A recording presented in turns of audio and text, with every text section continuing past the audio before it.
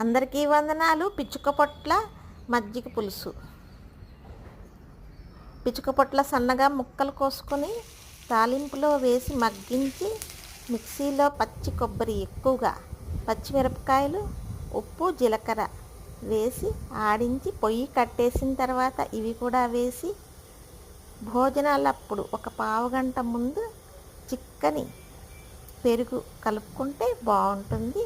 అలాగే కంది పచ్చడి మూకుల్లో నూనె వేసి ఇంగువ జీలకర్ర ఎండుమిరపకాయలు కందిపప్పు దోరగా ఏపి మిక్సీలో పచ్చి కొబ్బరి చిక్కగా తీసిన చింతపండు గుజ్జు భోజనాలప్పుడు కచ్చా పచ్చగా కందిపచ్చడి రుబ్బుకోవాలి.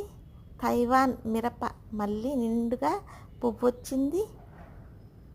మరువము విడదీసి నాటాను. బచ్చలి కూర చిగురొచ్చింది.